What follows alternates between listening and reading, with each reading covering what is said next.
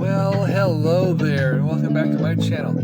As always, I'm glad you've chosen to come see our videos, and thank you all for subscribing to my channel here on I'm Kinda Sketchy. If you haven't already done so, please do so now. There's a button in the little right-hand corner of your screen. You can click to subscribe. It's that easy. So let's jump right into the meat and potatoes of this video and start drawing the main event you've all come to see. The Chimera. That's right. Another beastie from back easty. Dating back to the ancient Greeks, Romans, and even possibly farther than that. It's a nasty abomination that's an offspring of some ancient wonder or another that has multiple heads and was used to instill fear and lessons of morality into the impressionable young cultures that would one day shape the future of this entire planet. Okay, wow. Let's step back a bit and ease off the gas there, partner. So, the Chimera, or Chimera, comes to us from the ancient Greek, meaning she-goat, and was a devilish fire-breathing hybrid of Lycia. That's in Asia Minor, and was comprised of multiple parts of several different animal species, usually depicted as a lion with a goat's head stuck on its side and a tail of a snake or a dragon, or, multiple beasts could be swapped out according to what the storyteller or minstrel or leader of the day decided would be more exciting. Like me. I decided to draw with the head of a dragon in lieu of the goat head for my Chimera here. Artistic licensing and all that. So, the Chimera was the offspring of Typhon and Echidna, and the siblings of the Cerberus, who I just so happen to have done a recent video on, so please go check out that video as well. Oh, and the Hydra too. Now, the term Chimera has come to represent a mythical beastie or work of fiction that mixes a melting pot of any animal species or another. I wonder how the ancient Greeks would have viewed our world today, with all the blending and hybridization of food products and dog breeds and, well, even electric gas-powered vehicles. Maybe the automotive industry should capitalize on this pun and make a car or truck and call it the Chimera. Oh wait, what about the El Camino? It's like a car, but it has a bed of a truck. The perfect vehicle for the discerning couple that can't make up its mind on what kind of car they want. To the little guys. Yeah, make an El Camino, but make it a hybrid gas and electric. Beef it up a bit. And make it higher up like a F-350 and call it the Chimera. Awesome idea, Logan. Gee, thanks. Thanks, self. Couldn't have thought it without you. Alright, let's get back to being serious for a moment whilst we talk about Homer. No, not Homer Simpson.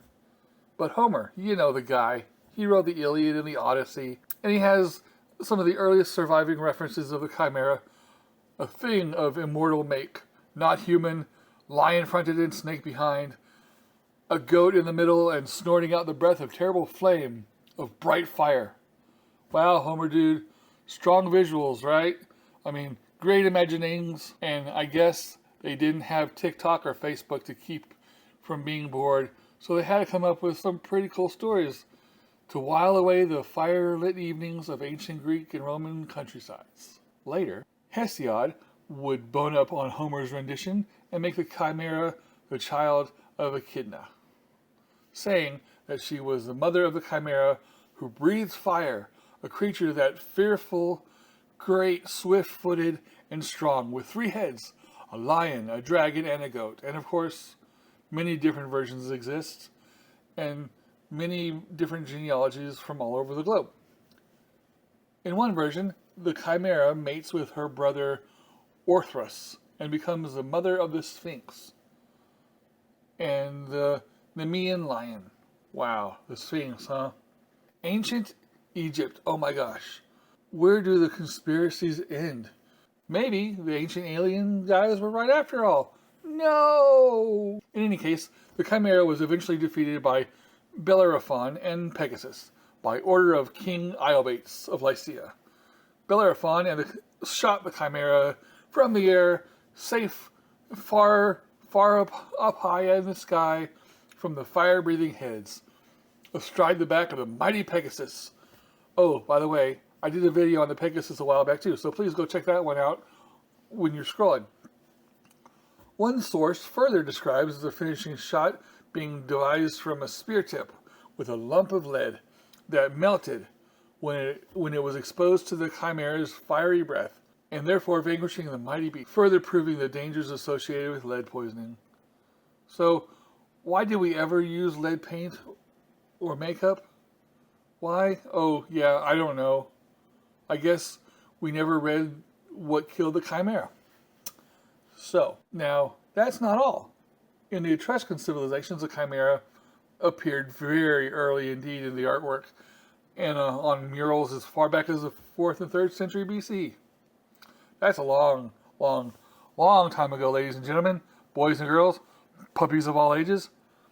And there were other cultures that had appeared in similar fashion as well. Well, you know, whenever the local storytellers of town leaders decided it would be a good idea. It's interesting to note that even though the antiquity of chimera faded into, well, antiquity, and was forgotten by cultures in time, kind of like scrolling up your feed and swiping right or left, similar creatures evolved in the minds of man. In medieval times, for instance, similar beasties were devised to represent the embodiment of deceptive, rotten, bad, even satanic, devilish forces of pure and unadulterated nature. Some were given human faces and serpentine tails. Dante, the dude that wrote Dante's Inferno, yeah, he made a chimera, a hybrid monster that was said to be the icon of hypocrisy and fraud. And this was bleeding well into the 7th century. So, I guess humanity doesn't do very well with mutations, disorder, or, well, they just know how to make really cool stories, really cool ways of telling a spooky story to keep their kiddos from sneaking out the windows at night. And historically, there is also a place that has been grouped with the chimera in Turkey. Nope, sorry, not the bird. This isn't Thanksgiving. The country, the myth, the legend that had a series of natural gas vents that, when on fire, spewed out plumes of flames and made, and I guess if you were a primitive person that didn't know what that was, it could sure look like a beastly abomination for sure. I'm telling you, we humans make some really great storytellers, don't we? Well, this really is all the time I have for today. It's been a lot of fun, and I hope you'll come back for my next video. And in the meantime, please check out the video links that are popping up right about now. And please like, sub, and share with all your amazingly gorgeous friends out there. And if you don't have any amazing, gorgeous friends, share with your ugly friends. And if you don't have any friends, sub to my channel and I'll be your friend. Okay. Now, as always, I'm your artist Logan. I'm kind of sketchy. And I'll catch you later.